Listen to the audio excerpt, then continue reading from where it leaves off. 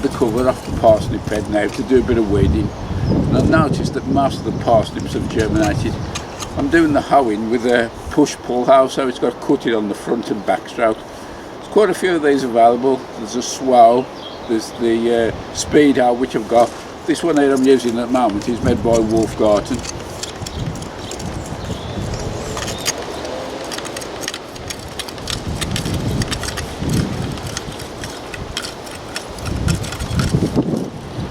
This hoe is especially good when hoeing gently on the big bed. It's extendable handle.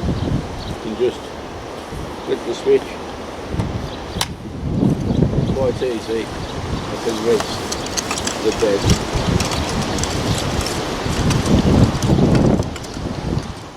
I've had the parsnip bed and the collars have done a wonderful job. As you can see, there's no damage at all, and it's nice to know all the stations have germinated.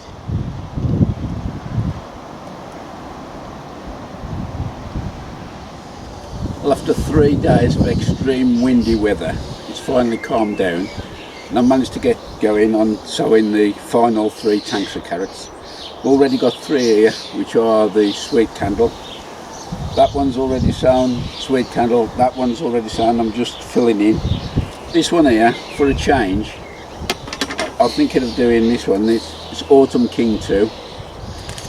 I've used the grid, which is smaller than the ones for those 3, because I'll be pulling these a little bit earlier. And I think these have got 88 stations in each tank. I'm just filling the holes in now, this last tank. This is the one with the Autumn King 2 carrots in. I've not done my usual method with these last 3 tanks, where I bore the hole to the depth of the dibber and put sifted compost in.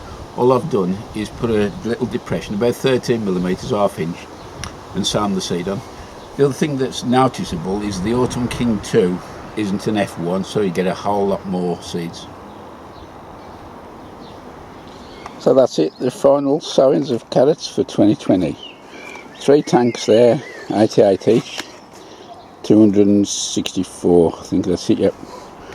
And so there's 5 tanks of sweet candle, and this one here has got the Autumn King 2 in. That should keep us going for the rest of the year, and probably into the first couple of months of next year.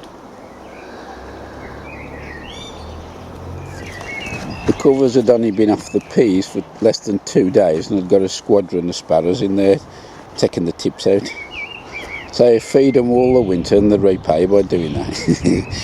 So I just popped a little frame round with some netting, and once they start climbing up and I'll see the signs of some flowers on, I'll be taking that off. All of the solar powers have fired up now, so I'm going to remove the cover off here, and I'll probably start spacing the buckets out in this bed, because as usual I'll be planting my sunflowers in between the buckets.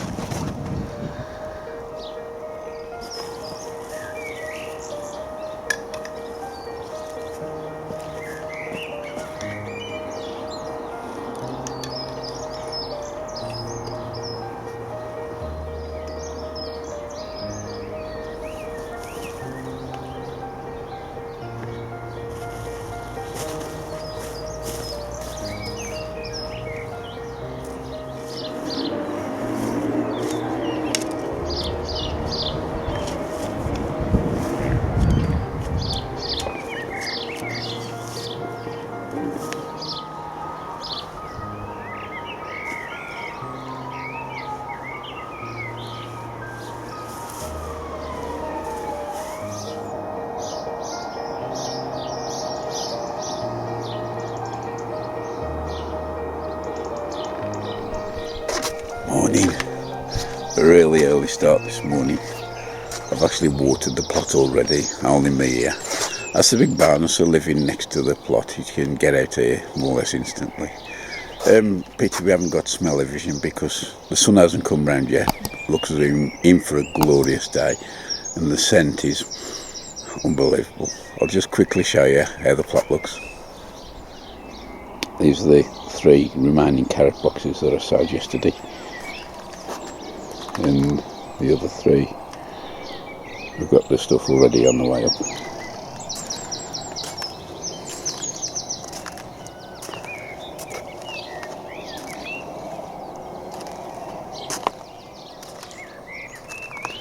stuff in the veggie pod there is flying along.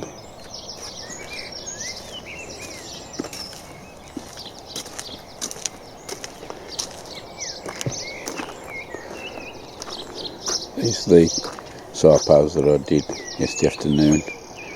Give them a good watering, and so the spaces in between will be where the sunflower's going. And let the space of the buckets out yet.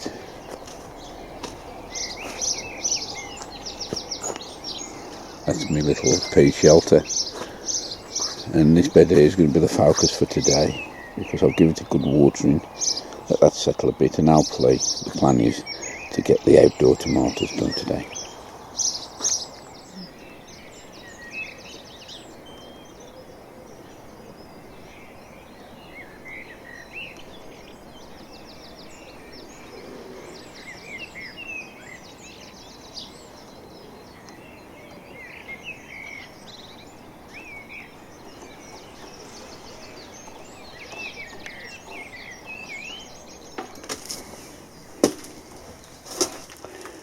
Number one job is to get all these out, sort out what varieties we've got and what's going where.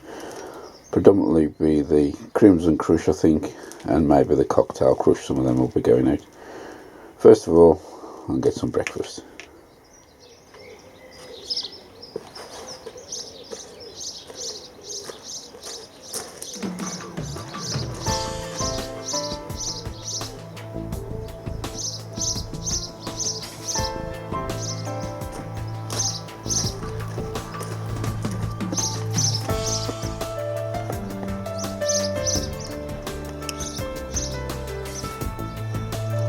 So all the tomatoes are out now. On the end of the 23s, then with the Cocktail Crush. In the centre, which is the majority of the plants. No surprise there, they're the Crimsons. And these three on the end are the Super Mama. They're very Italian plum type tomatoes, if you've never grown them before. In two minds whether to keep those in the greenhouse or not. Tomatoes, surprisingly, don't look too bad, because apart from potting them on, they have been neglected. I have watered them, but I think a big bonus with what I have done is the feeding. I do feed these regular with a seaweed feed, both liquid into the soil and a foliar feed, and I think it has paid dividends. Got quite a lot of fruit on already, and there's flowers and all. So I'm going to have a sort out what I'm going to do. I might do 6 of Crimson Crush. These are the 12 that have made the cut. In the end, I've decided to have a row down here. These are all Crimson Crush. In the middle for the Cocktail Crush. And final 4 down here, they're my Crimson Crush again. I don't know that I mentioned before that, so these have hardly had any attention at all, and as a result, there's quite a few side shoots need pinching out. They're quite thick, some of them are. So as I plant them, I'll be doing that, and adding obviously a cane support, and also a bit of bloodfish and bone into the hole as well. This bed was very well manured last year, so there should be more than enough to keep on going. Over the years, as I've built these raised beds up, soil is quite fine all the way down there, so probably could dig this out with your hand. So what I'll do is, I've got some groundwater and all, I'll stick some of that in, because that's a longer lasting fertiliser. And although these are stocky plants, I still can plant them probably a little bit deeper. And so I've got to remove the side shoots out. Just got some bloodfish and brown here, just to get a sprinkle. These little pots here, fill it in there, it comes out the holes, and natural sprinkler.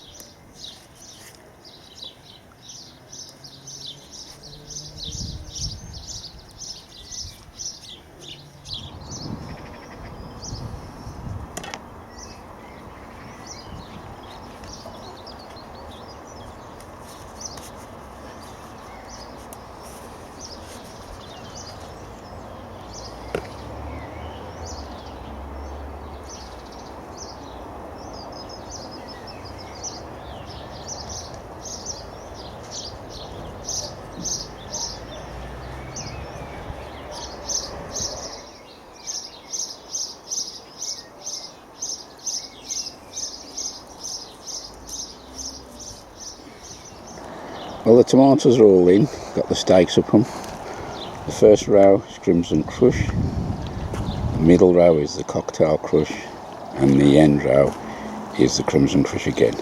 In between I've planted 10 beetroot each row. On the right here we got the Golden Burpee, and this end one here is called Pablo. Both of these are the beetroot plugs that I bought from DT Brown. Just one other thing, I'm going to be putting barrier netting round here for a day or two. That's because there's bloodfish and bone in the soil and I don't want to risk the fox digging them up.